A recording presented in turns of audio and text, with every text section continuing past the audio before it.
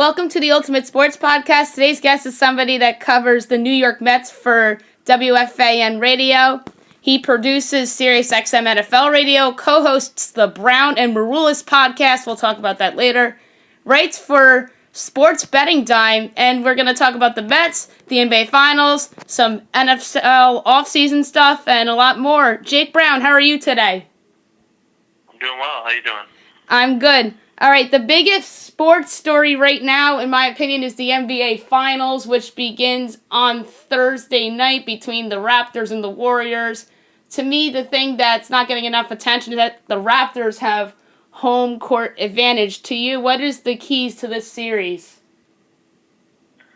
Yeah, I think the key is Kawhi's defense, and if he can contain Draymond and if he can contain Clay like he did to the Greek Freak, the Raptors have a better shot to win this series than people are giving them. A lot of people are saying this thing's over already, and I'm not ready to say that yet. I don't know when Durant's going to be ready. That's another key to the series. Will they get him back? Will they get DeMarcus Cousins back? I don't know if either of them are going to be 100% or if they'll be ready. I mean, their status is very much in doubt. They're not giving many answers. They're saying they're not ready for the first game, maybe not the first two games. So when are they going to play? I mean, if they're going to play, it's not going to be at 100%. So their return, we don't know if that's going to kill some chemistry that they have going on. I mean, we saw them win without both those guys. We don't know how well they're going to play. So I think the health of the Warriors and Kawhi's defense and his ability to dominate games are going to be the things to watch for. The Warriors have been here before, though. I mean, this is no stranger to them. I mean, they've won it without KD and Cousins. They know how to win these games without their big stars. So they've been there. They've done that. I'm curious to see Toronto on the scene now for the first time in the finals in franchise history. Yeah, this should be a fun series. I think the biggest key is what you said. How does Kawhi defend Curry if he chooses to defend him, or Draymond? And Durant's return or not return is a big storyline too. And Boogie Cousins. Don't forget about Boogie Cousins as well. What's your prediction for this series? I still think the Warriors are going to win, but I do think the Raptors will give them a series with KD or without him. I'd say Warriors in 6, maybe 7. If KD's out for half the series, it probably goes 7. If not, I say the Warriors win this in 6, and that home court will help. But being there and doing it and winning championships and having that pedigree, it really does mean something. People think it doesn't. It's huge. And in those clutch moments and down the stretch of games, we know the Raptors have Kawhi, but we haven't truly seen it consistently in the playoffs from Kyle Lowry. So we know Kawhi can do it, but who else can do it on the Raptors? We know multiple guys can do it, whether it's Curry, Thompson, Green, or if KD comes back for the Warriors. The Warriors have all these options to get it done, so I think they win this series. I'll go with Warriors in 6. I'm in agreement with you. Warriors in 6, and I'm going to take as my Finals MVP Stephen Curry. That'll be the first time he wins a Finals MVP, because don't forget, Andre Iguodala won it that first year, and then the Cavs ended up winning that second year when LeBron, obviously, they come back from 3-1, Draymond gets suspended, and then the last two have been Kevin Durant. So I think it's finally Stephen Curry's turn to win Finals MVP. How about you? Who would you say is Finals MVP? Yeah, I think that's the safe bet for sure. Since you'll go Curry, I'll say Draymond Green, because I think he does change the game across the board. So I'll go Green, but I mean, if I had to put money on it, I'd agree with you with Curry. But because you went with Curry, I'm going to go Draymond. Draymond's also a good call. I think that his play in the postseason has been very underrated good, even before Durant got hurt. I feel like that isn't getting talked about enough. By the way, Draymond's 7-1 to win Finals MVP. Steph is minus 167. I'm getting that on FanDuel right now. So it should be an interesting series. But if there was a little bit of a long shot pick, I would go with the 7-1 with Draymond Green. Kawhi plus 250, which I think is also a smart bet if you think the Raptors would win. So you cover the New York Mets.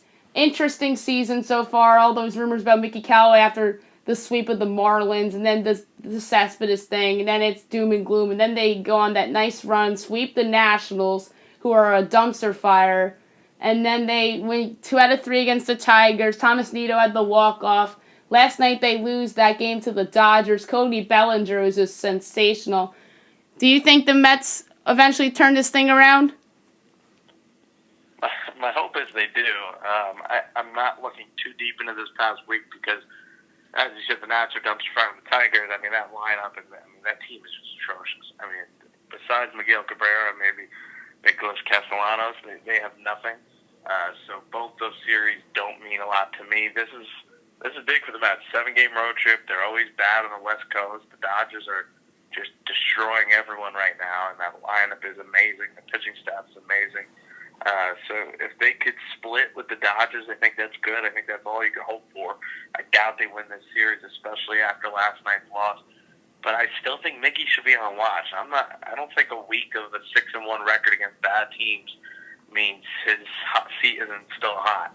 I think a bad week here, especially if they lose like a 6 out of 7 or 5 out of 7, I think you got to consider putting Jim Riggleman in there and giving Mickey the pink slip. Mickey's not Brody's guy.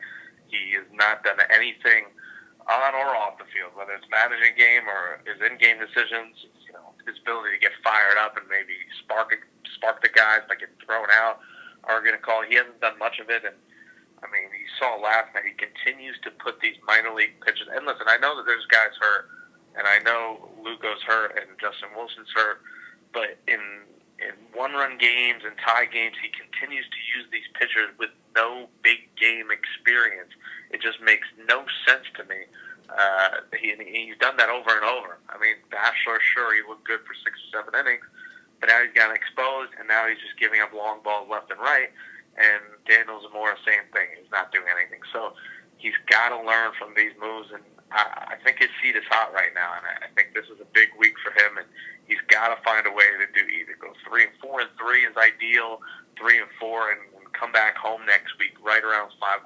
Your hope really is that they're somewhere around 500 when they do get Cano back, and he'll be back sooner rather than later. He's been rehabbing. He's already progressing. He's running. He's hitting right now. So I think he'll be back in a week. And when you get McNeil back and when you can finally kick Frazier out of this lineup, when these things happen, you want to be around 500 because the East is up for grabs right now. I think the NL East is still wide open, where as long as you don't fall too far under 500, once you get these guys healthy, your hope is that you're still in the race. Yeah, that was interesting that you mentioned Mickey Callaway. That was going to be one of my next questions. How long do you think he will last? And to me, if they're one more bad road trip away and then he's gone. I thought there was a chance he was going to get fired after the Marlins sweep, and then John Heyman came out and tweeted Sunday afternoon that he thought that Mickey was going to keep his job, and he was right. And then it's funny because if they fired Mickey and they go on this run with the Nats and the Tigers, then everyone's like, oh, Riggleman, and then the narrative changes. So that's a little bit of a wrinkle that I heard people talk about after their nice little run before the Dodger series. What do you make about that? Yeah, maybe they wanted to see what they would do against these bad teams. And listen, I think the Nationals, I don't know I picked them to win the division for the year. I look like an idiot now, but I don't think they're that far. I think if they're healthy and they get bullpen help, they can maybe turn it around. The Tigers, that's a different story. They're just a train wreck, and they're in a rebuilding team that's going to lose 100 games. But I think it's a series-by-series basis right now. And listen, Riggleman's not going to try and help out Mickey. He wants his job. I mean, Riggleman's trying to get in a position where he manages a team again. So he's the bench coach right now. And you wonder sometimes, why didn't Riggleman help him make a decision there? Or maybe Riggleman's in the wrong. I mean, his record as a manager also isn't that good. But he does have that National League managing experience. He's been there a ton of years in the NL, and he has had winning teams, more losing than winning.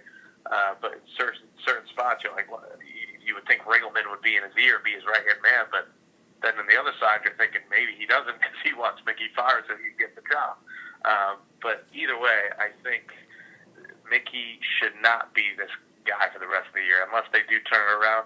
You got to hold someone accountable, and I know everyone wants to say it's on the players, Sometimes it's on the manager. There's decisions last night that are made that if you do differently, you possibly win that game. And I know the score doesn't show it, but you got credit the Dodgers for the defense. Sure, you got thrown out 3 times at the plate, but just the bullpen decision making by him has just been atrocious. And what he did, even Saturday, I was at the game and I'm looking around and everyone's looking around like, what the heck is going on when he decides to use Diaz for 1 out and then doesn't leave him in for the 9th inning and instead throws Wilmer Font out there. I mean, everyone in their mind is scratching their head. And then on top of that, he double switches your best hitter, Pete Alonso, out of the lineup in a tie game, and everyone's like, "What are you doing?"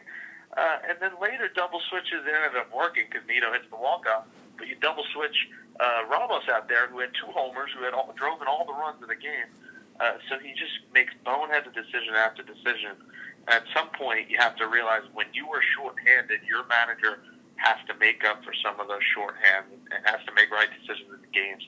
And he hasn't done that. So, we'll see what he does this week. I think it's a week-by-week basis, but I don't expect him to last for the rest of the year. Probably not even until the All-Star break.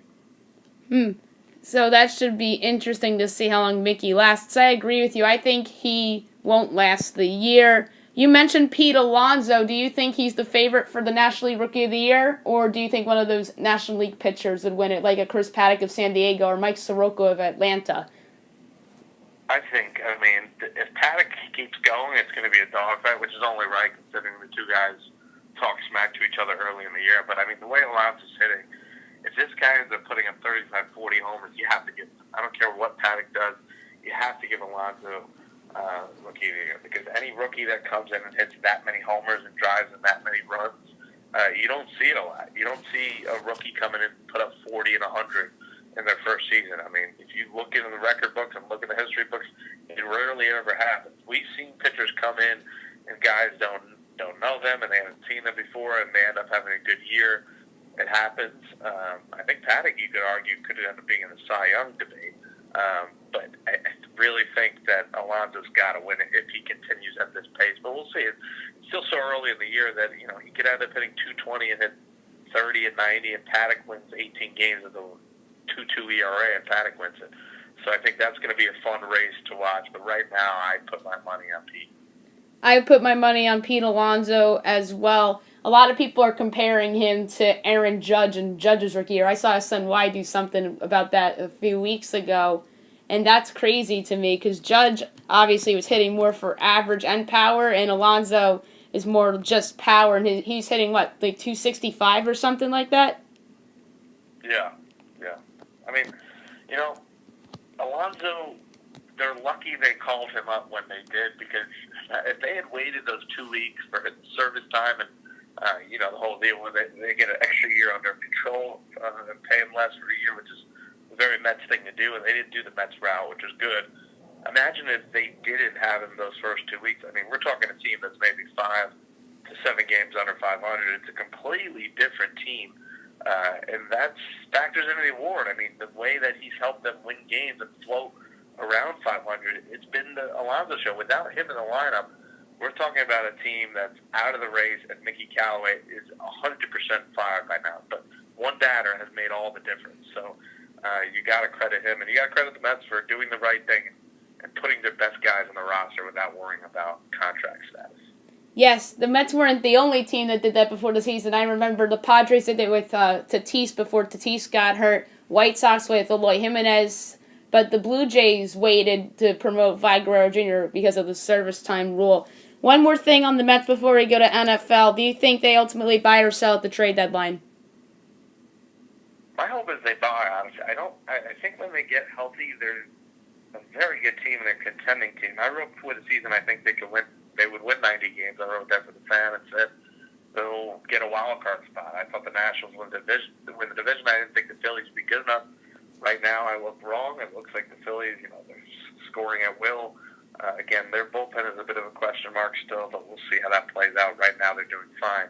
I think they're going to be buyers, and how would they not be in the running for Keuchel or Kimbrel? If they're not, it means they don't have money. It means they're broke. It means something's going on behind the scenes.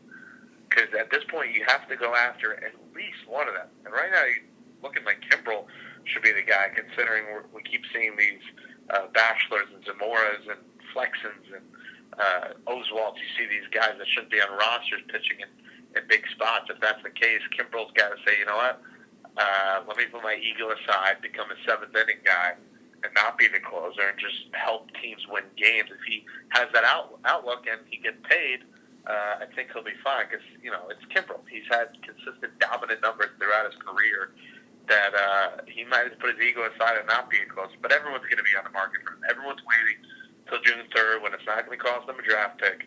And I know people want them now, but it makes sense to wait one more week at this point. I mean, it's amazing they weren't signed in April, but at this point, wait till June 3rd, June 4th comes around where you can sign without the draft pick. But I think they should be buyers. Enough of these minor league deals for Kemp, Gomez, and all these guys could only go. Irvin Santana can only go so far.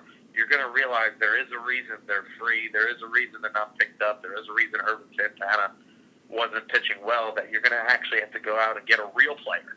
None of these over-the-hill minor league deal players. At some point, you're going to have to get real players. So I think if guys get back healthy and they hit like they should, as McNeil was, and you hope Cano gets better now after a little rest here, if everything goes right, they should be a contender, which means they should be buyers, not sellers.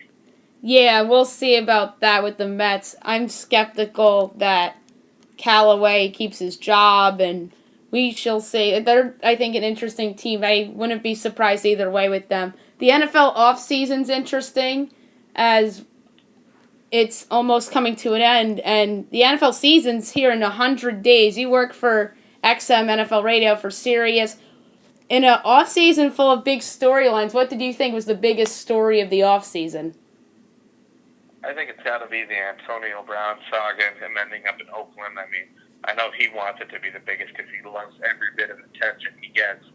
But I think the whole Raiders situation and them getting him, everything going on in Oakland, all the moves they made, and they had a pretty good draft too. So I think the Raiders definitely got better, but I think that Antonio Brown saga was probably the highlight of the offseason. I'm trying to think. I mean, the Le'Veon Bell thing, now that, and the whole Jets GM thing has added some life to what, May, and I'm at NFL radio, it gets pretty boring. I mean, there's only so many draft prospects and undrafted picks and off-season stories you could talk about in May to the point where you want to, bang your head against the wall. So I think the Jets GM mayhem and everything that is the clown show that is the Jets, taking that title back from the Giants, McCagnon and Gase and Christopher Johnson telling Dave Gettleman and the Giants front office to hold their beer for them because they have just taken the headlines away for all the wrong reasons. I think that's been like the May storyline, the pre-draft storyline was Antonio Brown.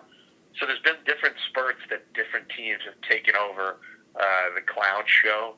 I'm curious to see how Antonio Brown does in Oakland. I think Carr, with an improved offensive line, can be his old self, and you hope he is, considering they're paying him $25-30 million a year. I think that connection will be fun to watch with the rookie Josh Jacobs in the backfield. So I still think the AB story was the off-season storyline, but the Jets here in May have taken at least the May storylines, the post-draft storylines. Yeah, the Antonio Brown thing was certainly a huge story, but I thought the biggest story of the offseason was the clown show you mentioned, that is the New York Giants, who traded Odell Beckham Jr. away to the Browns. They draft Daniel Jones. I felt that was a reach, and they were mocked by the media, and like you said, I think the Jets held their beer, and then they'd go and fire McCagnon, which I thought was a dumb move, but I think the Giants offseason was the biggest story of the offseason because it's just the whole Odell thing, and then they keep Eli, they take Daniel Jones. It's just a mess in New York with the football teams. Yeah, I kind of even forgot about that because it happened so long ago. But Beckham, indeed, was a while. I remember I was watching, it was March Madness, because I was watching the Hofstra. I went to Hofstra, so we were in the CAA championship. If we win, we go to the NCAA tournament. I'm in the middle of watching that. And then all of a sudden, I'm checking Twitter and getting notifications, Odell Beckham traded. I'm like, this can't be real. And then everyone's reporting it, and it was kind of shocking. And at the moment, I think Giants fans were having a heart attack. I think it looked better of a deal at the time for me when you look it over. Once they picked Daniel Jones, it made the deal look worse because even if you take Jones at 17, if you had gotten Josh Allen at 6, you get a defensive playmaker, and their defense stinks. Their defense is awful. If they had gotten Allen, and then you take Jones, the anger, the frustration is so much less because you're thinking, all right, we at least got elite defensive playmaker, and they think this guy's the quarterback. Let's see what he's got. But instead, you reached so far to get him. Instead of taking either Allen or Haskins, if they had taken Haskins, I mean, everyone would have been having a celebration in New York because I think he's the clear-cut best quarterback in the draft. I think he's better than Kyler Murray because of his size and his frame. So I agree with you. I think that Giants thing was a disaster, and we'll see. I think Eli's going to be the quarterback here for a while, and once he starts playing bad, it's going to be DJ watch. We'll see if one of these Senior Bowl MVP quarterbacks actually works out. It hasn't the past two with Lauletta and Webb and Davis Webb, but they say third time's the charm. So you hope third time's the charm with Daniel Jones. And everyone type of people, some experts are talking him up. Gil Brand at NFL Radio with me, and other people hyped him up a bit. I have yet to see it, and I don't look at these OTA tapes, these voluntary, he looks so good in April against no names and rookies. I want to see him on a field and see what he does, at least starting in preseason, and then we'll be on Daniel Jones watch throughout the year. Yeah, it's going to be a very interesting preseason for the Giants and Daniel Jones. Let's do a couple future gambling picks that have some value. I have the Super Bowl odds up right now, speaking of the NFL. The Patriots are 7-1, Chiefs 8-1, Saints are plus 850, Rams 9-1. This is courtesy of FanDuel. Browns, Chargers are 14-1, Bears, Colts, Eagles 16-1, Packers 18-1, Cowboys 23-1, so are the Pittsburgh Steelers. And that's it among the teams that are probably going to be in the mix for the postseason. Which one intrigues you? The Colts one intrigues me at 16-1 because that's pretty good for its value. I think they're going to be much improved this year. They add some receiving help for Andrew Luck. We know that offensive line is very good. They've improved their defense. They had a very good draft. I think the Colts are going to be an intriguing story to watch if Luck stays healthy and with a better offense. And I think he's done a lot with a little, and now I think he's got more.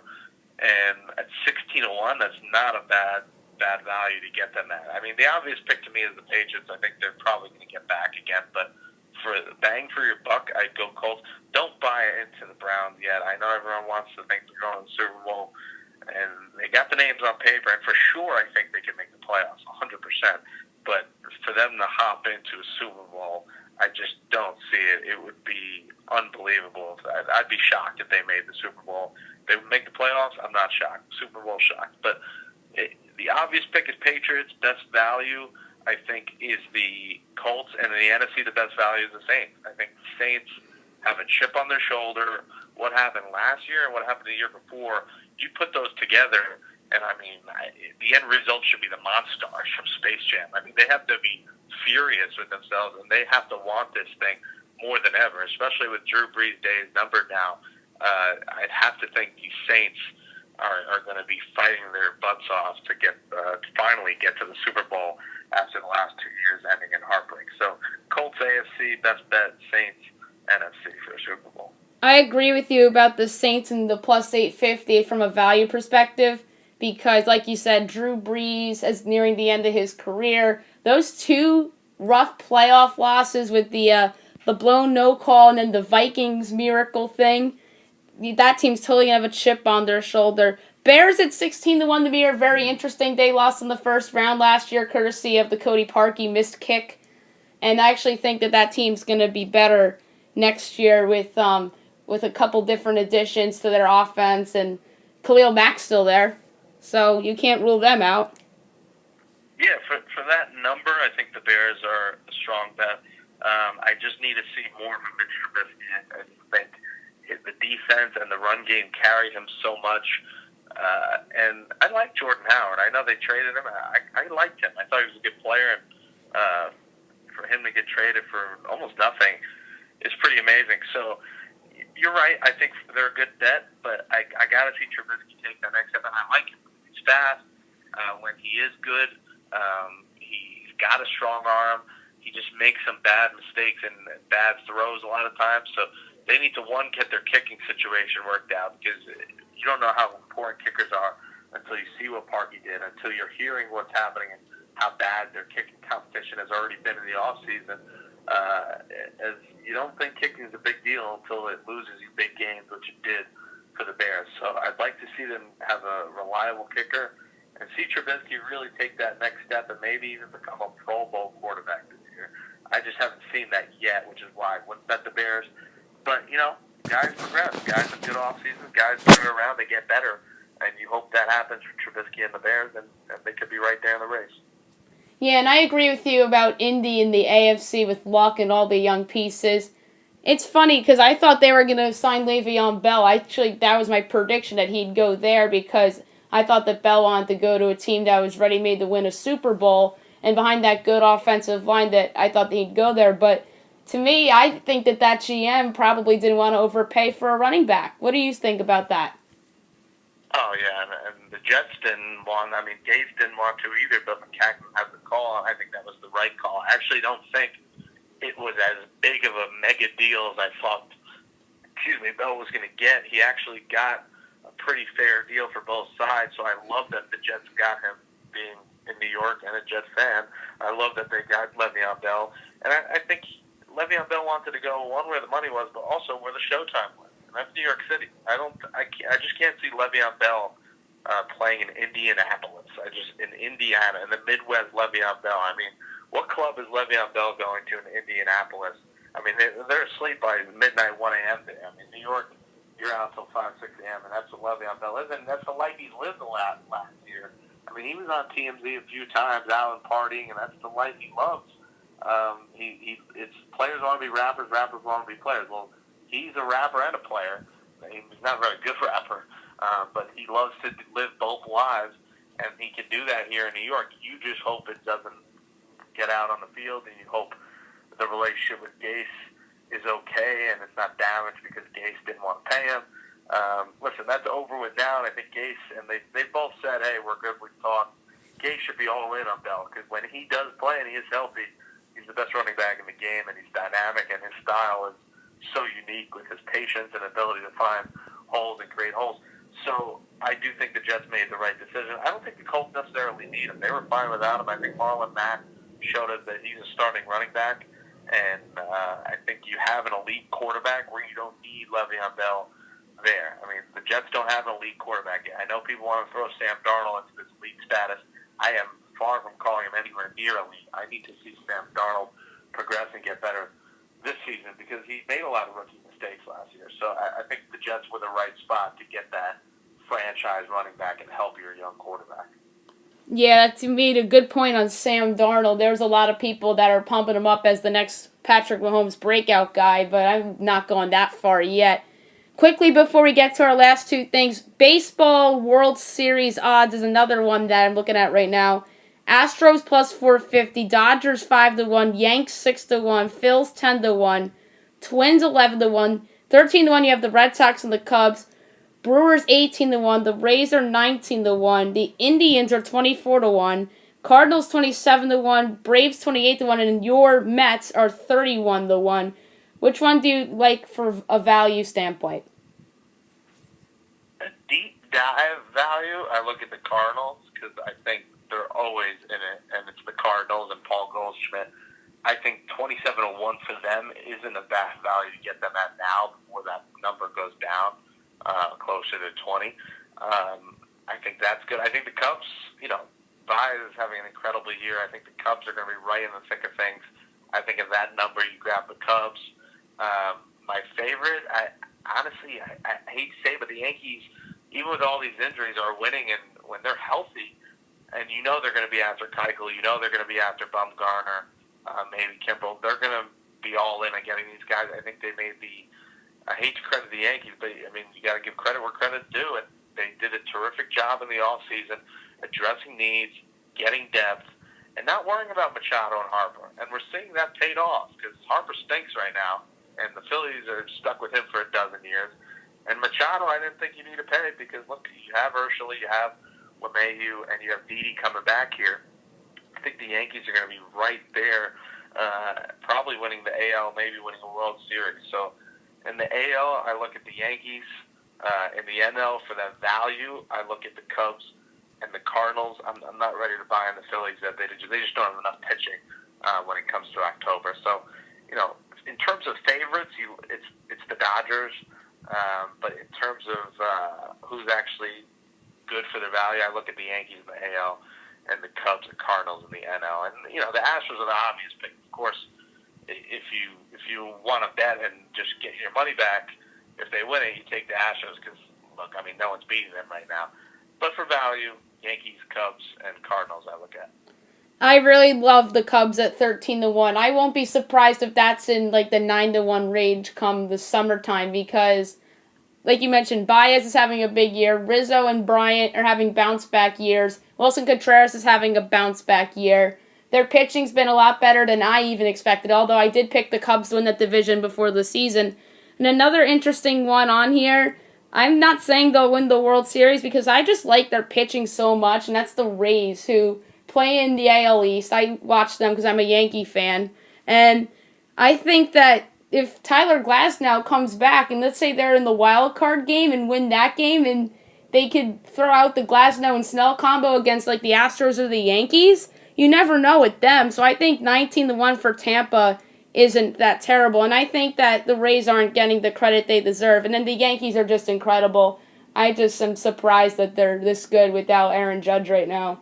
Although I do think that they'll ultimately win the American League East. And then the Astros are obviously the favorites in the AL as well. Yeah, and while pitching wins ball games, and the Rays have that, they just don't have the lineup. I mean, an average baseball fan could have named 3 or 4 hitters on the Rays. I mean, besides like Tommy Pham, and a lot of people don't realize they have Travis d'Arnaud. I mean, Travis d'Arnaud is their catcher. Let that sink in for a second. I mean, Travis d'Arnaud is awful. So the Rays just don't. You have Kevin Kiermaier, but there's just not enough potential offensively to carry them. And I just think with the Yankees being in the division and with the Red Sox now climbing out of their hole and getting back in, the Red Sox still have their potent offense. And we know their bullpen is a disaster, but I just don't think the Rays' offense is going to be enough. They might get a wild card spot. They might get in the playoffs, but I just don't think their offense can carry them to a World Series like the Yankees or the Red Sox could. Yeah, you're right about their offense. It isn't that great, but I think they have a bunch of like grinders and overachievers on that team. 2 final things before we go. Kevin Durant's obviously a free agent this offseason. We just talked about him and whether he'll play in the finals or not. Do you think it's a done deal that he will be a New York Knick this summer? Because a lot of people tend to think so, and I'm skeptical that it's a done deal, but I do think it will probably happen. Yeah, I'm similar. I have a similar thought. I don't think it's a done deal. I think those reports are BS. He doesn't know where he's going yet. But I do think he's going to end up here. Maybe that's maybe optimistic, but I just think Kevin Durant is a guy who wants that spotlight again, and he wants to be the star. And he's kind of fallen under the radar with the Warriors, and a lot of guys are planning for their post-NBA careers, and there's no better place to do that than in New York City. We know he moved his film company or whatever it is. He does a lot of video stuff and filming, and he's moved that office, or that story that came out, he's moved that to New York, and we know LeBron went to L.A. to do movies. So Durant wants to be here. He wants to be in the spotlight, and he wants to be set up for his post-NBA career where he's making movies. He has this whole video series. That's his thing. Like, he loves this YouTube series he does. He loves producing video, and I think he wants to do movies as well. So he's planning for that and making his money after. And that's clearly a side interest of his. And New York brings that. I mean, this is the biggest city in the world. Everything goes on here. And I think he's looking at that as well. And he realizes if he gets another star, and if they trade that 3rd pick and get Anthony Davis, or say they take it and they have Barrett, who you hope is a franchise player at some point. I don't think he will be, but he could be an all-star player. Then you're looking at the Knicks potentially turning around. And when the Knicks are good, everyone wants to say, and I know Nick Wright has argued that the NBA doesn't need the Knicks to be good to get the ratings up. When the Knicks are good, I mean, nothing's better. I mean, the NBA is a whole new ballgame. When the Knicks are good, the Celtics are good, the Lakers are good, because these are historic franchises in big markets. So when the Knicks are relevant again, it just takes you back to the Allen Houston days and the Patrick Ewing days when you had those rivalries, and the Garden is absolutely rocking. There's nothing like it when the Knicks are a contender, and it's just been so long. And I think Durant, he knows that, and I think he kind of wants to write the script and turn this thing around. and then have his post-career do movies. So I do think he ends up here, but I'm not ready to say it's a done deal like some people have said. But listen, I think it's going to happen. I think it would be the right move for him to come to a team and turn them around. And if he does, and if they do win, I mean, there'll be a statue for him right outside MSG. Yeah, I'm really looking forward to free agency and what Durant does. And the other wrinkle to that is that June 30th is free agency now. Did you see that they moved it from July 1st at midnight to June 30th at 6 o'clock Eastern time, or it might have been 6:30 Eastern time in the evening? Did you see that? I didn't, but I guess that's just 6 hours less of us waiting and then basically refreshing Twitter every 10 seconds or having TweetDeck pop up with new reports. So I'm fine with that. The sooner the better, because let's be real, the NBA off-season, and when July 1st or now June 30th comes around, is better than the regular season, and sometimes better than the playoffs. I mean, the off-season and the talk of it is better than the actual games that are going on just because of all the drama, and we love it. That's why we love the NBA. It's really its own soap opera. And when that June 30th date hits, I mean, strap in, buckle up. I mean, I don't know if I'm going to be able to have a social life, at least for that first week. 4th of July, I mean, if there's still guys on the board, I mean, the barbecues might have to get postponed. The fireworks may have to get postponed. But I'm hoping the fireworks are going off because Katie's a Knick, Kyrie's a Knick, Kemba's a Knick, and the Nets get Kawhi, and the Knicks are great, the Nets are great, and New York is great. That's the hope. So yeah, I'm ready for it. I'm honestly ready for the final. I hope this finals is great. I hope we get 6-7 games and it's good. But I'll be perfectly content with the season being over and the off season starting. Yeah, I'm really looking forward to the off-season, and you're right, that is the best part of the season, in my opinion, the off-season. So last thing, you have your Brown and Maroulis podcast. Do you enjoy working with Constantine?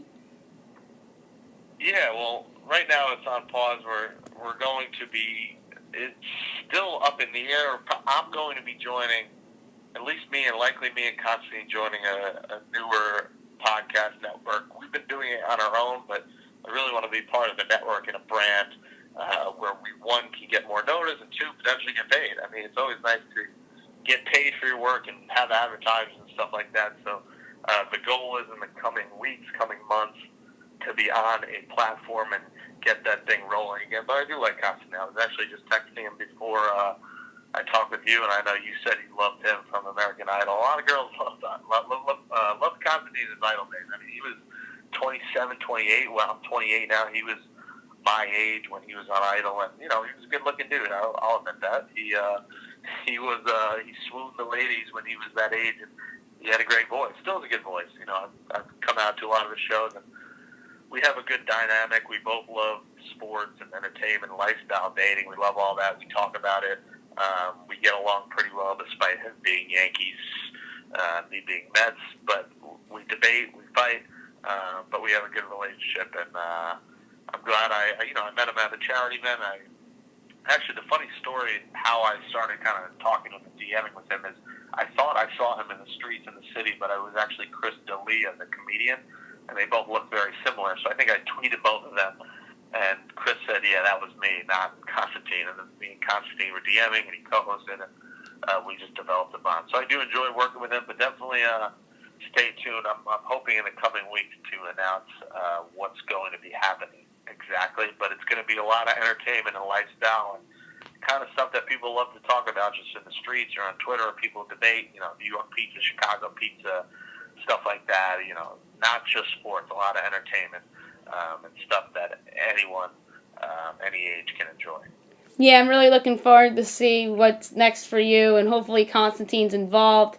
And best of luck with that, and I really enjoyed having you on today. Maybe I'll have you on again sometime after NBA free agency so we could talk about the new Knicks roster. Yeah, appreciate you having me. Thank you, and let's hope it's a roster that involves KD and Kyrie and not, like Brian Scalabrine coming out of retirement and just the typical Knicks letdown. Let's hope it's actually some stars coming here and not some scrubs. All right, have a good day.